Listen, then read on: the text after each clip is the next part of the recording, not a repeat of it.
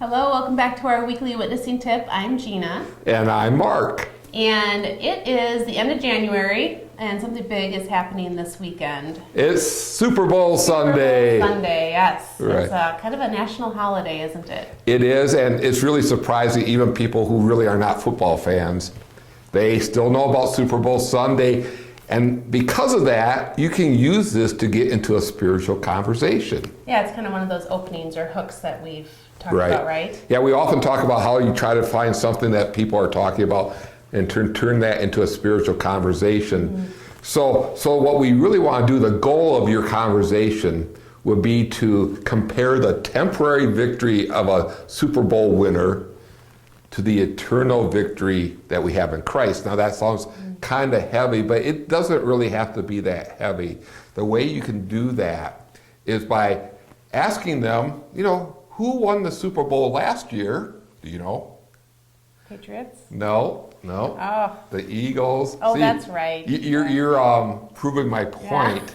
But go back for 5 years. Only the hardcore football fan could list off the Super Bowl winners of the last 5 years and how temporary those victories are. For example, my team is the Denver Broncos. They won it in 2016. 3 years later, they had a terrible season this year. It didn't last very long. And that's what happens with victories, right? Earthly victories, I don't care, and sports is not that important, but even like a war, right? Even with a war, the victories are often somewhat temporary. And even in a victory, doesn't make all the problems go away, right? Right. After a war, there's still a lot of problems. Whatever the victory is, they're usually temporary and not complete. Mm-hmm. And I guess what I would just say, if I'm going to talk about the Super Bowl, again, try not to be real heavy with people, but just say, those guys, we don't even remember who won the Super Bowl 2 years ago, even last year. But look at the tremendous victory we have in Christ. It's a complete victory, but it's a lasting victory. And it's a victory that we don't even have to wait for. It's a victory that we can start enjoying the fruits of right now, and they will never go away.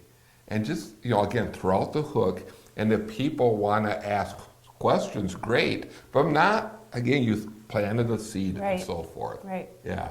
Yeah, great idea. Yeah. And this ties in with our theme from last week on our status, and we're receiving those benefits. We're receiving those benefits. And it ties in with our theme this week, too, because I'm just saying, hey, witness to the truth. You don't have to sit there and really convince them about the permanent victory of Christ. Mm-hmm. All you got to do is just proclaim the victory.